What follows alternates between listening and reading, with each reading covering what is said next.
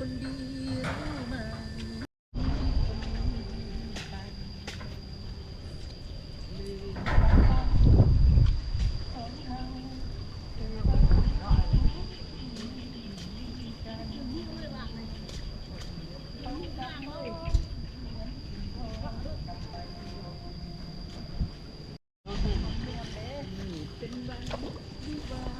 พ่นให้ได้เรื่องนี่นะเพื่อน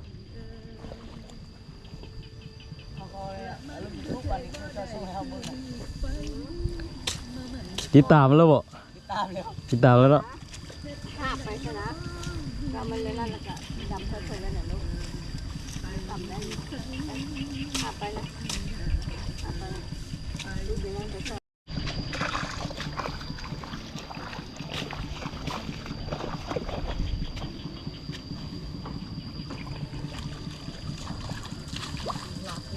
เอาละนะ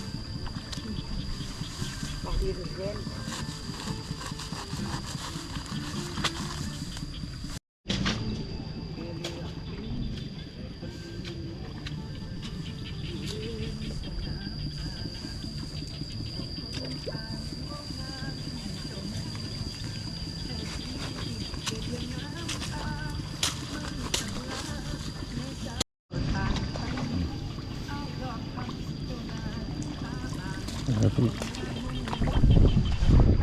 เดี๋ยวนี้วันนี้ใส่ไหมเรามัดกันไปนั่นเลยเจ้าไปเลยก็ได้นะ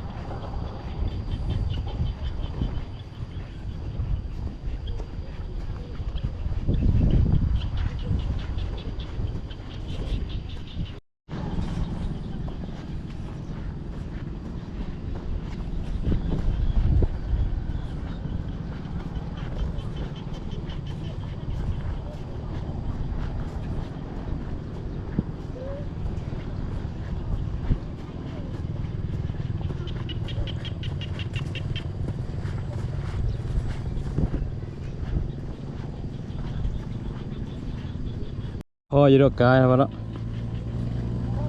พ่อดำเลยเจ้ามันเล่น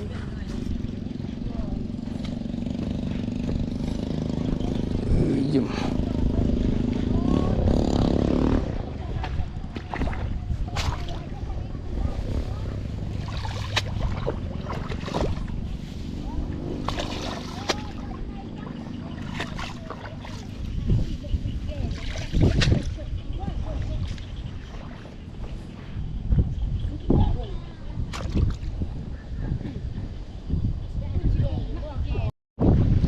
เป็นหมดอ่ะเป็นแล้วนะเพื่อน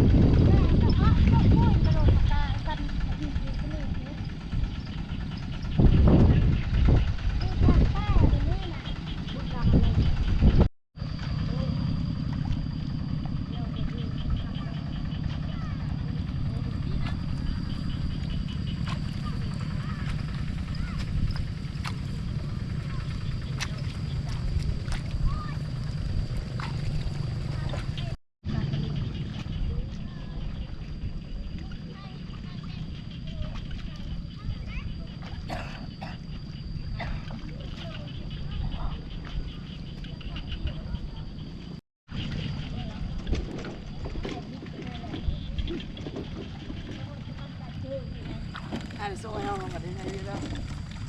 ตาม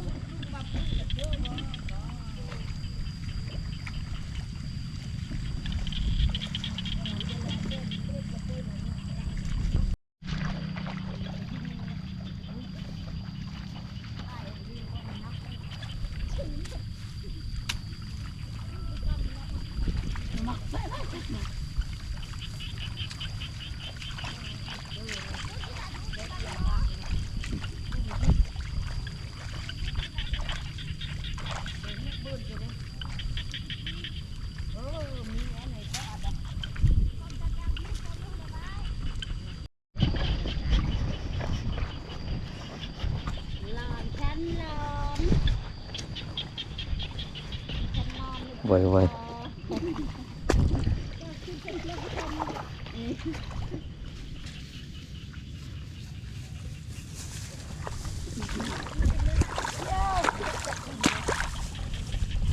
เที่ยวชนะตัวลุงโบช่วยบดจักพูดอีกแล้วแน่มือจะลุงโบก็มีเรื่องและเที่ยวก็มีตัวลังก็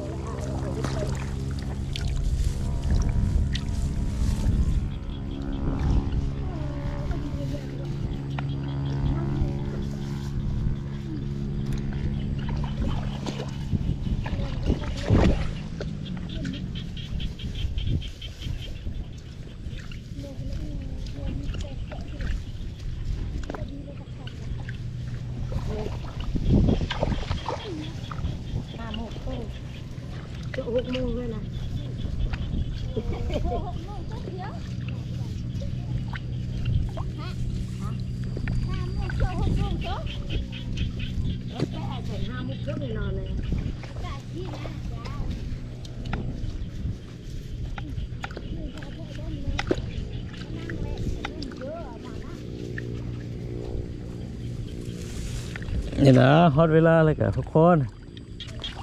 เออ มัดตกกามีแกงแบบนั้นดำๆตกกาแบบนี้เป็นเลย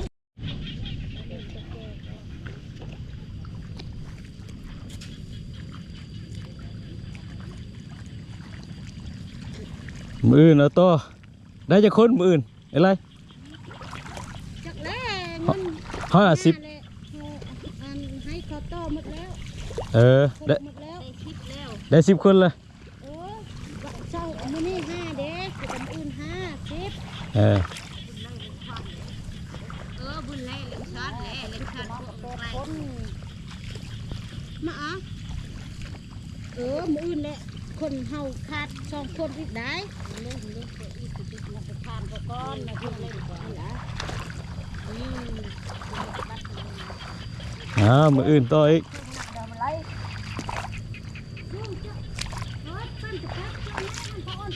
พัดจะได้หม้อ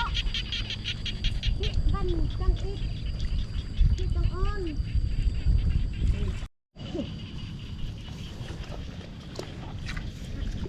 บนน้ำกันอีกกันออกเดออนเดจอมอีกไป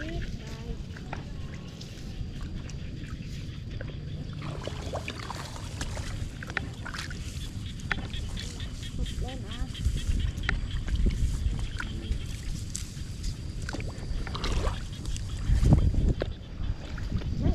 อะไรที่มันสิ้นอ่ะเดี๋ยวอ๋อที่เราแน่นที่รักพิษเจ้าละติดละช่วงเจ้าละสะพัดเจ้าละเจ้าละปั้นพิษเจ้าละพิษเดินนะถึงว่าพิษเจ้า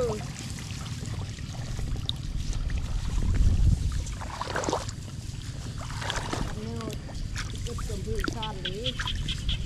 ฟ้าล้อมดีชอนเลยจ้ามันเลยลานฉันลานฉันไม่ได้นอนคืนนี้แต่ที่ที่นี่อันนี้เรื่องพระอัดโอ้มาจะจังหาบกกว่าจะเท่าอ้างกลมโฮมใจอย่างนั้นแล้วไทยเขาเอากระซีเด้ลูกเรา ไปมาตนา บักกัน ไปบึกลากยังไง บักอย่างลูกหลานเราครับ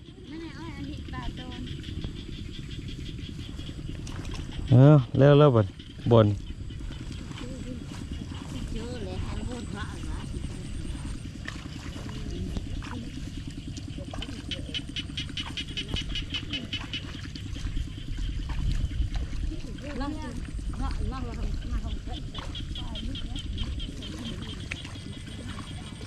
ไปคือมือเนาะ เมื่อย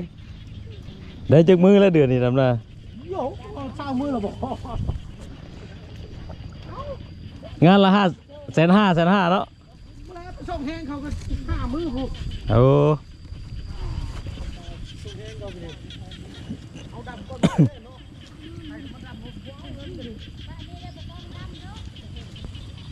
ได้แล้วปลานั้นเลยปลานั้นกับปลานั้น เขาไม่มุกส่งมือแม่เขาพก3 มือเขาเกณฑ์ก็ส่งมือเลยมือไปมือเราไปส่งเขาแห้งเขาอีกดับมือเขาลูกค้าเขา